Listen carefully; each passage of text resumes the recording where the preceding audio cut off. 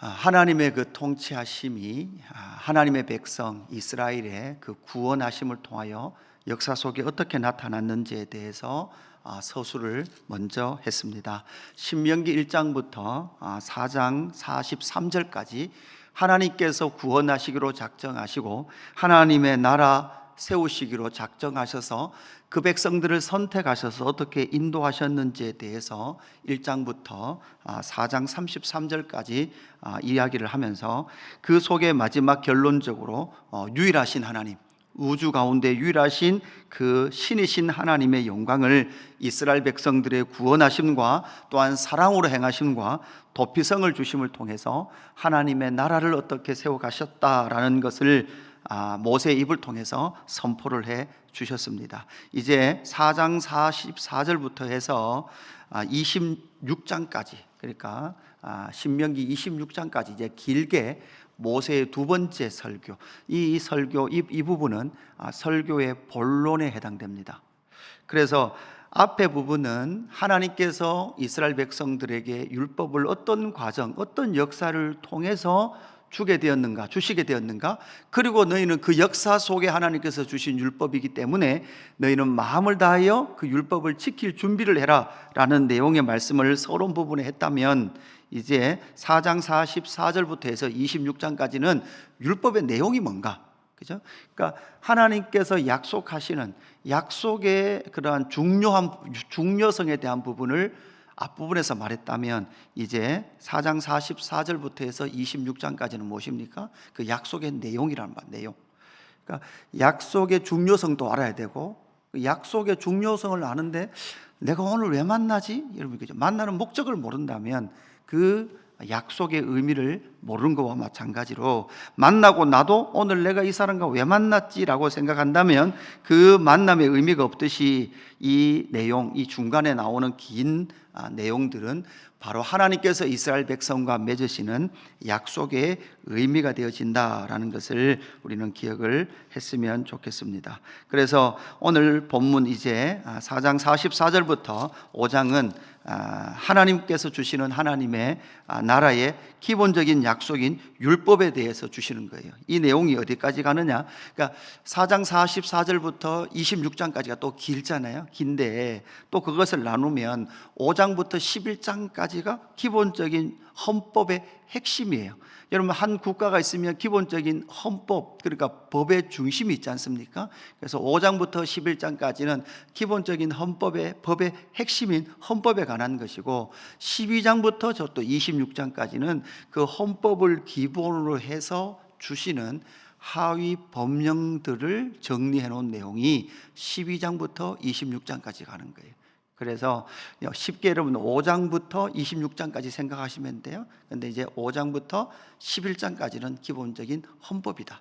그리고 12장 1절에 가면 또다시 모세가 너희에게 이 율법에 대하여 다시 한번 또 정리한다라고 말하면서 이 헌법을 기본으로 한 하위 법령들을 12장부터 26장까지 정리하고 있다라고 여러분 구조를 이해를 하시면 되겠습니다. 오늘 이 하나님께서 이스라엘 백성들에게 소위 말하는 십계명에 대한 이 하나님의 나라의 헌법을 주시면서 그 헌법을 선포하시면서 그 헌법을 어떻게 선포하는지에 대해서 우리는 살펴보아야 합니다. 첫 번째는 하나님의 구원하심에 근거하여 하나님은 헌법을 수여하고 있습니다. 하나님의 구원하심을 근거하여서 하나님은 하나님의 백성들에게 헌법을 수여하고 있습니다.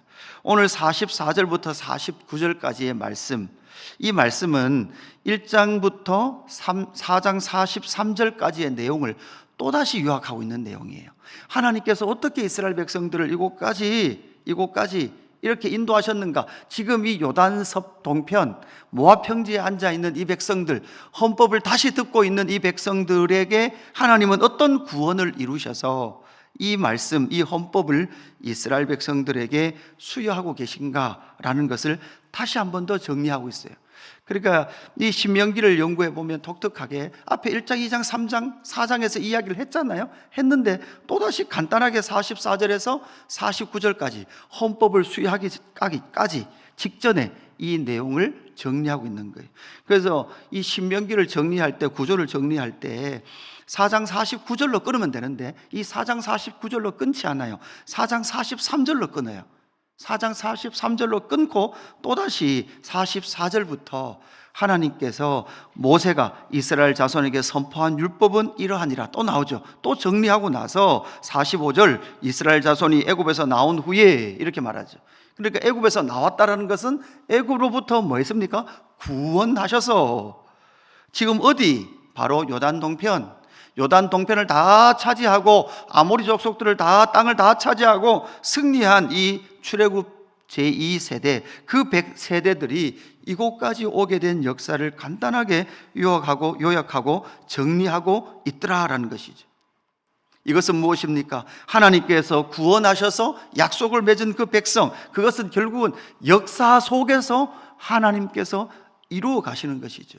그리고 여러분, 이 헌법이라는 것이, 하나님의 나라의 헌법이라는 것이, 이 십계명이라는 것이 휴양된 소리를 하는 것이 아니라 역사 속에서 하나님께서 구원을 이루시고 출애굽하셔서 하나님의 나라를 세워 가시는, 실제 역사 속에 이루어 가시는 하나님의 영광을 나타내고 있는 것이 바로 무엇이다? 하나님의 나라의 헌법인 십계명이다. 그리고 이게 문서화 이전에 하나님께서 뭐라는 거예요? 역사 속에서 일하시고 역사 속에서 주시는 하나님의 나라의 헌법이다라는 것을 우리는 기억을 해야 합니다. 두 번째, 하나님께서 이 주시는 헌법의 의미는 무엇입니까? 선포의 영광은 무엇입니까? 1절에 보니까 5장 1절에 모세가 온 이스라엘을 불러 그들에게 이르되 이스라엘아, 오늘 내가 너희의 귀에 말하는 규례와 법도를 듣고 그것을 배우며 지켜 행하라, 이렇게 말하죠. 그러니까 구원하신 이스라엘 백성들, 역사 속에 근거한, 역사 속에 구원을 속에 있는 이스라엘 백성들에게 선포해 주시는 그 말씀이라면, 이 헌법이라면, 이 헌법은 배우고 지켜야 될 법이다라는 것을 이스라엘 백성들에게 말씀해 주고 있습니다. 그러면서 이 하나님의 나라의 강령인 이 십계명, 하나님의 나라의 헌법은 2절 보십시오. 우리 하나님 여호와께서 호렙산에서 우리와 언약을 세우셨나니 이 언약은 여호와께서 우리 조상들과 세우신 것이 아니요 오늘 여기 살아있는 우리, 곧 우리와 세우신 것이다, 이렇게 말하죠. 그러니까 이 약속은 하나님께서 오늘 우리와 맺은 약속이다, 이 약속의 현재성을 말해주는 거예요. 그뿐만 아니라 이 약속의 연속성을 말하는 거예요. 이것은, 이 의미는 무엇입니까? 이 약속의 현재성, 지금 요단 동편에 있는 이스라엘 백성들, 그 백성들은 사실 출애굽 1세대가 아니라 2세대들이죠. 그리고 2세대를 역시도 사실 보았을 가능성은 많습니다. 시내산에서 하나님께서, 이 호렙산에서 이스라엘 백성들과 맺으신 그 약속, 그런데 이것을 호렙산에 있었던 그 일로 처리하는 것이 아니라 오늘 요단 동편에 앉아있는 너희들, 이 언약, 약속의 현재성을 이야기해 주고 있는 거예요. 그렇다면 사실 이 신명기 5장에 나오는 이 십계명 역시 결국 신약 시대를 살아가고 있는 우리에게도 이 하나님의 나라의 십계명, 헌법인 이 헌법은 신약 시대를 살아가고 있는 우리에게도 여러분 뭐하다는 거예요? 현재적 가치가 있는 그 말씀이라는 거예요. 그 헌법이라는 거예요. 오늘 여기 곧 우리와 세우신 언약이다라는 것은 바로 이 약속의 연속성을 말하는 것이고, 4절에 보니까 여호와께서 산 위 불 가운데에서 너희와 대면하여 말씀하셨죠. 여러분, 대면하여 말씀하신다는 것은, 여러분, 이것은 무엇입니까? 인격적이라는 거예요. 그냥 하늘에서 두 돌판이 그냥 툭 떨어지는 거예요. 모세 이스라엘 백성들이 가는데 아무런 인격적인 존재가 나타나지 않고 하늘에서 두 돌판이 탁 떨어졌는데 그 돌판이 깨어지지도 않고 돌판이 이스라엘 백성들 앞에 탁 세워졌는데 거기에 보니까 뭐가 있더라? 글자가 있더라. 그 글자를 해석해 봤더니 십계명이더라. 이게 아니고 하나님께서 그 백성들을 초청하셔서 이리로 나와라. 그리고 하나님께서, 살아계신 여호와 하나님께서 그 백성들과 너희와 대면하여, 이렇게 돼요. 대면하여. 인격과 인격이 대면하여 그 말씀을 너희에게 주었다라고 말씀하고 있는 거죠. 그래서 모세가 중보자적 자리에 서서, 너희가 나올 수 없기에 중보자 자리에 서서 그렇게 한 그것을 다 이스라엘 백성과 뭐 했다는 거예요? 대면했다라고 그렇게 말씀하고 있죠. 약속의 연속성입니다. 약속의 인격성입니다. 또 하나 6절에 보니까 나는 너를 애굽 땅 종되었던 집에서 인도하여 낸 내 하나님 여호와라 이렇게 말하면서 그 약속의 주도성은 누구에게 있다는 거예요? 여호와 하나님께 있다는 거예요. 그 모든 약속을 이루어 가시는 여호와 하나님의 주도성을 우리에게 말해주고 있는 거죠. 그러므로 말미암아 너희가 배우고 지켜야 될 것이 뭐라는 거예요? 하나님의 나라의 법인 헌법이라는 거예요. 하나님의 주도성, 하나님의 주권, 이 말은 결국 하나님의 나라의 법의 수요자는 누구십니까? 하나님이세요. 고로 하나님의 나라의 주권은 누구에게 있습니까? 하나님에게 있습니다. 여러분, 이것이 중요합니다. 대한민국의 주권은 누구에게 있습니까? 국민에게 있습니다. 그러나 하나님의 나라의 주권은 누구에게 있습니까? 하나님에게 있습니다. 그래서 여러분, 우리는 이 이중 구조 속에 너무나 이 대한민국이라는 이 세상은 계속해서 인간 개인의 권리와 주권을 강조해요. 이런 데 있다 보니까 교회에 와서 하나님의 통치 아래 들어오면 하나님의 주권, 하나님의 강력한 섭리, 이런 것 이야기하면 뭔가 이게 마음이 불편해요. 하나님의 작정하심, 이런 거 이야기하면 이게 원래 하나님의 통치 방식인데, 너무나 이 세상 속에 우리가 물들어 있던 나머지 하나님의 주권, 하나님의 섭리, 하나님의 계획, 하나님의 작정하심, 이렇게 말하면 우리 마음속에는 왜요 하나님, 내가 묻지도 않고 왜 하나님은 나를 향한 작정을 하고 계십니까? 이런 마음이 올라오더라는 것이죠. 아닙니다. 우리는 원래 하나님의 나라의 백성입니다. 우리의 인생 자체는 하나님의 나라에 속해 있습니다. 그래서 하나님의 나라의 주권은 하나님에게 있다라는 것을 말씀해 주고 있는 거죠. 이것 가운데 지켜고 배우고 지켜야 할 하나님의 나라의 법이라면 이제 7절부터 하나님께서는 하나님의 나라의 강령 헌법을 우리에게 선포하고 있죠. 핵심 첫 번째 시작은 무엇입니까? 나 외에 다른 신을 내게 두지 말라, 이렇게 선언합니다. 우리가 십계명 이렇게 말하지만 원어로 보면 10말씀이에요. 10가지 말씀 이렇게 되어 있습니다. 이 10가지 말씀은 결국은 이스라엘 백성들과 맺으시는 약속의 중심이 이 10가지 말씀이고, 이 10가지 말씀은 결국 언약궤 안에 담겨 있고 마지막까지 남아있던 것은 무엇입니까? 이 10말씀의 돌판이었습니다. 하나님과 이스라엘 백성들에 맺었던 그 모든 약속의 중심이 바로 이스라엘 백성들과 맺었던 이 10가지 말씀이었고, 애굽에서 종살이 했던 그들에게는 뭐가 없습니까? 여러분, 노예이기 때문에 이런 약속 같은 것도 필요 없습니다.